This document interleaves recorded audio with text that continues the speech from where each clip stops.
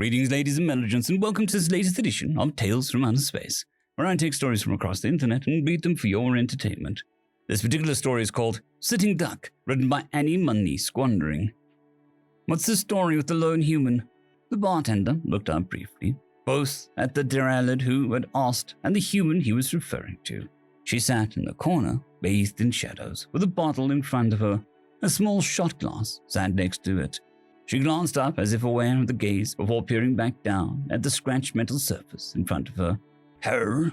No, fool. The other female human on their own in this pit. Yes, her. The Venet's long ears flicked in mild annoyance at the scaled alien's tone, but they quickly flattened to his skull when the Dralid dragged his curved claws against the wood of his bar. Oh, yes, sir. Our mate knows her. Used to work in the mine, out in the outskirts. Guard duty, maiden things. Guard duty? Dralid began hissing in his species version of laughter, joined in by a companion who had remained silent up until this point.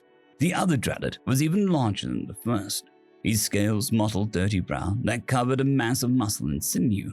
When the first turned back to the bartender, he lost interest, dipping his head back down to return to his meal of ran head. With a slurp, his long tongue plucked out an eyeball deftly, swallowing it whole. So the female human guarded that mine. That is why it is no more then. It collapsed, Matten answered, his eyes on his paws as he deftly sliced a luminous purple fruit with a slim knife. Most of the miners died. Matten heard the human ran in to grab as many as they could. Was in there right until the end. Rubble crushed her legs. She barely survived. The Dralid's tongue flickered out to taste the air as his companion obliviously feasted on the skull before him, his amber eyes glittering in the bare white light of the lit bar. A female cripple then, drinking away her sorrows, Matten sighed. His tail flicked agitatedly behind him as he poured the fruit into a tray. He reached out to grab another fruit, but the Dralid's wicked claws suddenly pierced the wood either side of his paw. You let her drink for free, Venet, out of pity. The words, even stripped of their emotion through the translator, dripped with scorn at the assumed sympathy the furred alien showed the human. Matten bared his fangs for a moment, thinking before shaking his head, his tail now curved around his waist. No, Venet can't only for credit, and she has it, for what she did. They paid her off. Then she's drinking away her money as well as her sorrows. Very interesting. Matten doesn't want any. The Dralid leaned in, its fetid breath ruffling the soft grey fur of the Venet's face, as it growled at the other alien. Then Matten shall sit and carry on cutting with his little knife. Matten paused as if he would say something further before blowing out a tired breath and returning to his task. The Dralid nodded its large head in satisfaction, leaning back and slapping the shoulder of its gargantuan friend. Leave the scraps, Barviel. A plumper target awaits. Barviel growled, crunching a part of the skull between his teeth, but acquiesced, rising to his full height. Both Dralid made their way to the human's table, ignoring the scramble of the table of pralines to save their drinks when the serpentine bulk knocked against it. The human looked up only when they stood over her, blocking what little unnatural light reached her table. She poured herself a shot of dark yellow liquid, lifting it to her lips and downing it swiftly. She did this one more time before finally deigning to look up. What do you want, lizards? Barviel simply stood glaring at her balefully, not showing any signs of hearing her. The other Dralid, however, shook briefly as her comments were translated to him, his mouth unconsciously opening to bare teeth. That how you speak to your betters, Softskin? The woman blinked, slowly looking at the larger Dralid to the smaller one before shrugging. Feck off, Godzilla. There was another delay as the translator worked, and while the brown alien still didn't react, the other hissed in fury, rending its claws on the cheap metal table and leaving deep gouges. The woman reacted this time, but only to grab her bottle to stop it falling from the attack. She took a big drag from it as the alien began to rant furiously. I was going to do this delicately, Runt. Give us your credits. They're wasted on a half bag of blood like you, unless you wish to stand and fight. The Dralid hissed in laughter again, though it petered off quite quickly when the human simply continued to drink, shaking her head. All I had went on this bottle, rest I've spent, so you're barking up the wrong tree, Feckers. The Dralid leaned in, its claws sinking into the metal table as its bulk rested upon it. This villainous hole is cheap, human. What could you have spent so much on? What would half a human even need for such wealth when they should be long dead? The other half. The alien glanced at each other when the words reached them, but before they could speak, the table suddenly exploded upwards, catching the green Dralet unaware and striking them solidly in the face. The brown one, finally active, roared at the human before recoiling slightly at the sight before him. The woman was standing now, her stance defensive with fists raised. Below the waist, however, her body became mechanical, her torso resting on two large prosthetic metallic legs. They made what was left of her biological portion look minuscule, and while Dralet struggled to come to terms with what they were seeing, she moved with a whine of pistons and power. She planted her left leg, cracking the floor as she swung her right, the heavy weight of it crushing into the alien's torso. Barviel seemed like it would simply absorb the blow, but its confusion at what was confronting it meant that it was caught off guard and off balance. With a roar, it fell heavily to the ground, knocking into the table of Vinette, who sprung out of the way gracefully. Before the other Dralet could recover fully, the woman had drawn a weathered machete from her sheath, holding it out in front of her. The tip of the blade rested on the alien's scaled stomach, whereas its natural armor was slightly weaker. Even so, it was unlikely it could breach with only her strength behind it, but her confidence gave him pause. They stared at each other as Barviel scrambled to his feet, taking 2 steps towards her before the other snarled a command. "Weapons are illegal here, Vinette." He bellowed towards the bar, keeping his gaze on the woman and still ticking his scales. "My insect guns were not allowed. Blades like claws can be carried." The Dralet snarled, tearing its gaze away to glare at Vinette before taking a small step forward, causing the machete to press firmly against him.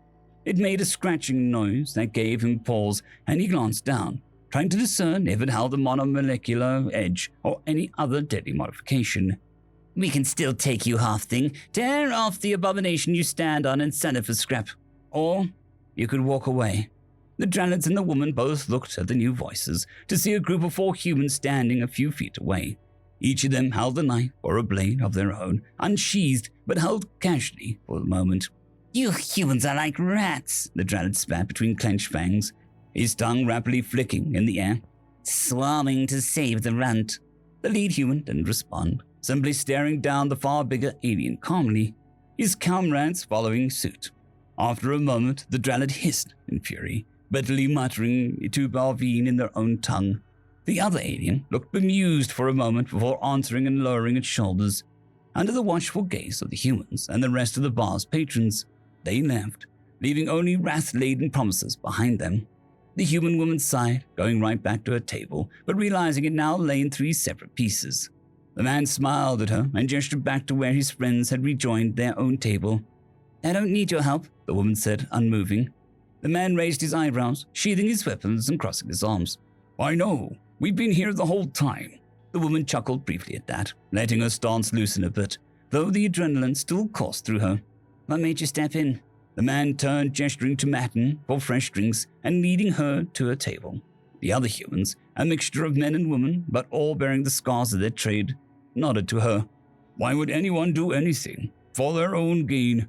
I want to hire you." "Hire me? To do what?" "More of the same, really. Not too many humans out this far, and the other species can, look down on those of us who are enhanced, especially those who stand out. Can be beneficial to stay together." The woman glanced down at her brutally designed lower half and shrugged. "I manage. What's the work?" The man laughed, gesturing to the table where 2 of his gang rose up to join him. "We'll tell you on the way." "Where are we going?" "To kill those Fecks before they tried the same." Story number 2, Empty Space, written by LgFatherAnthrocite. I don't want to work with humans anymore. I know what you're thinking, but I'm not prejudiced. It's just, I can't do it anymore. No, but it hasn't got anything to do with their strange pastimes. I don't care if they want to crawl through caves or up sheer rock faces and then jump from the top back down with a parachute. No, it's not their music. I mean, I've heard music from all over the spiral arm, and theirs is just as awful as everyone else's. I mean, at least their music is in a frequency band I can hear. Definitely not their food. Human food is delicious, as long as you're sure that you can eat it without dying. Look, I'll tell you why. The damn things are just they're too nice. Oh yeah, go ahead and laugh, but I bet everyone at this table can tell me the name of every human they worked a bit with. You know I'm right. I remember the first human I worked with. His name was Martinez. He bid on as a maintenance mechanic to a cargo hauler I was working. We spent about half a standard orbit working together. He showed me pictures of his kids. He used to play private messages from his family. He had me say hello to them in every message he recorded to send them. Told me all about how his oldest boy was getting a scholarship for grades to college, and his oldest girl was getting one for sports. He used to share his food with me all the time, and that boy could cook. I don't know where or how he got the ingredients, but the food was insanely good. His wife still sends me a letter every orbit to keep me up to date on the family. After that was Higgins. She was a drive technician. She used to drag me around the merchant district of all the space stations we docked at. Told me I was great to shop with because I had so many arms that she never had to worry about carrying everything back to the ship. She always bought me one of those ridiculous caffeine beverages that humans love as a thank you. After that was Jones. He was just a cook, but he always made sure to give me extra big portions. He said, "I take care of you now. When something goes wrong in my kitchen, you take care of me. Let me know what your favorite dessert is. I'll see if I can get some for you." He'd wink at me with that lopsided smile. We spent more than one shore leave drinking our way across the station. But you know how this life is. Never know when someone's going to bid a different crew, strike off in a different direction, and humans are more prone to jumping bids than most. They'd much rather run a new route than get into a routine for the most part. I hate humans because they make you care about them, and then they leave. There's no malice in it, mind you. They just want to see the galaxy, travel the stars, and make their stake, same as any of us. But humans always leave behind an empty space when they leave, and nothing never seems to fill it up. End of story. Boomerwaffen, Severin Cerberus, Bushmaster 177, Henry the Red, Caspar Arnholtz, Cold War Boomerwaffen, Elijah Silvercross, Dragzoon WRE, and Severin Cerberus. Thank you very much.